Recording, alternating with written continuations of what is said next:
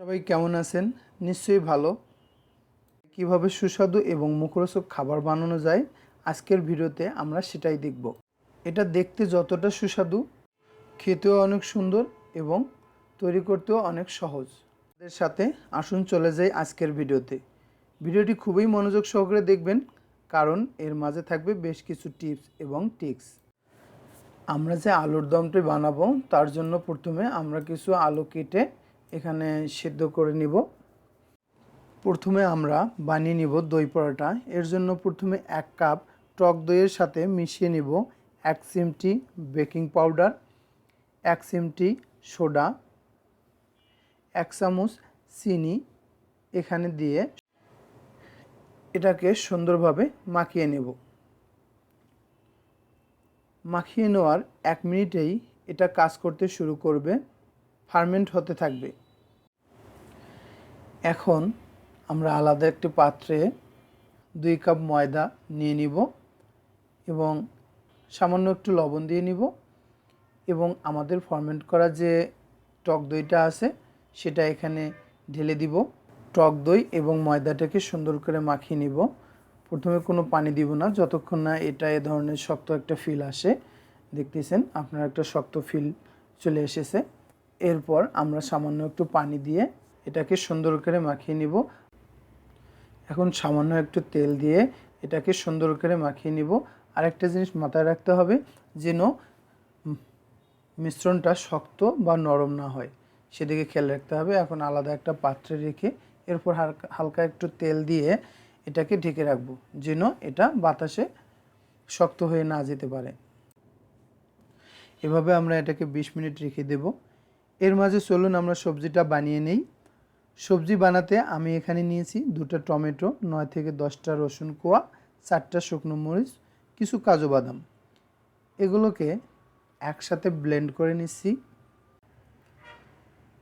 এটা ব্লেন্ড করা হয়ে গেলে আমাদের রান্নার জন্য পেস্ট রেডি। হালকা আছে একটা পাত্রে আমরা সরিষার তেল দিয়ে নিলাম এবং 1 চামচ জিরা দিয়ে নিলাম এবং এটা যতক্ষণ না ফাটে আমরা সেটাকে একটু নাড়িয়ে নিব। এরপর যখন এটা ফাটতে শুরু করবে আমরা এখানে পেঁয়াজ দিয়ে একটু নাড়তে শুরু করব। হালকা আছে অবশ্যই নাড়তে হবে যেন পেঁয়াজটা পুড়ে না যায়। এরপর প্রয়োজন মতো লবণ, আদা এবং মরিচ বাটা দিয়ে নিব এবং এটাকে সুন্দর করে নাড়িয়ে নেব।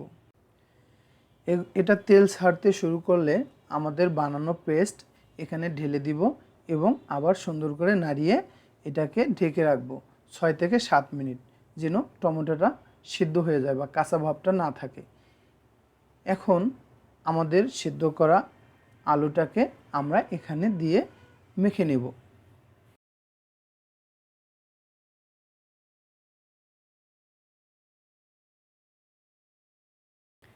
আপনারা দেখতে পাচ্ছেন কত সুন্দর কালার চলে আসছে।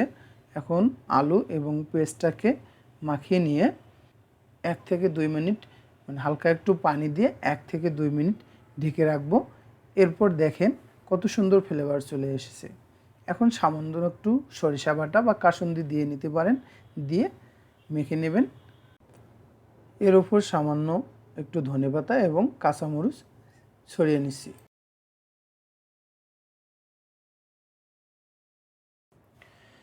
এখন হাতে একটু তেল দিয়ে ময়দার খামি থেকে লেচি বেলে নেবেন। দেখতে সুন্দর করতে একটু কালো জিরা বা ধনেপাতা বা গাজর দিয়ে এটাকে তৈরি করে নিতে পারেন। আমি স্বাভাবিকভাবেই নিয়েছি। এভাবে একটু তেল দিয়ে না মোটা না চিকন করে বেলে নেবেন। এখন প্রথমে শুকনো কড়াইয়ে রুটিকে দুপাশে ভালোভাবে লাল করে ভেজে নেবেন, যেভাবে আপনারা দেখতে পাচ্ছেন। এরপর উপরে একটু তেল বা ঘি যাই দেন না কেন দিয়ে ভেজে নেবেন। সবগুলি রুটি ভাজা হয়ে গেলে এখন একটা পাত্রে আমরা একটা সালাদ তৈরি করে নিব। এর জন্য কিছু পেঁয়াজ কুচি, কিছু ধনেপাতা, সামান্য একটু সরিষার তেল, প্রয়োজন মতো একটু লবণ এবং একটু শুকনো মরিচের গুঁড়া দিয়ে নিব। এরপর এটাকে সুন্দর করে মাখিয়ে নিব। ব্যাস তৈরি হয়ে গেল আমাদের সালাদ। এখন এটাকে সুন্দর করে প্লেটে সাজিয়ে নিব। এটা আসলে দেখতে যতটাই সুন্দর ততটাই সুস্বাদু। আপনারা দেখতে পাচ্ছেন এটা দেখতে কতটা সুন্দর হয়েছে, এটা খেতেও অনেক সুন্দর। আপনারা অবশ্যই এটা বাসায় তৈরি করবেন এবং তৈরি করে খেয়ে দেখবেন, অবশ্যই ভালো লাগবে আপনাদের। আজকে এ পর্যন্তই। সবাই ভালো থাকবেন, সুস্থ থাকবেন। আমি ইসমাইল হোসেন আপনাদের সাথে।